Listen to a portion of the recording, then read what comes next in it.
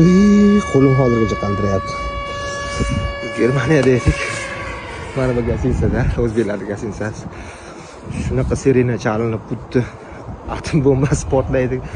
Oldin sirena bo'lardi-ku. O'shunaqa sirena bo'lib, trevoja bo'lib, telefonlarga SMS'lar kelib, vahima boshlanib ketdi-ku. Keyin yugurib pastga tushdik. Nemchani bilmaymiz. Keyin tarjima qilib ko'rsak, bu probniy ekan. Shunaqa o'tkazilib turarlar ekan, shunaqa nimalar, testlar o'tkazib turarlar ekan. Xotirjam bo'ldik keyin. Biz O'zbekistonda bunaqa narsani ko'rmaganmiz.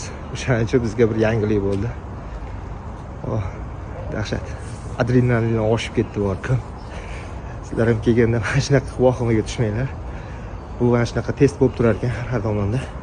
Bu videoni mana shu Germaniyaga kelayotgan do'stingizga, Yevropaga qiziqib yurgan do'stingizga tashlab qo'ying. Yana vahimaga tushib yurishmasin.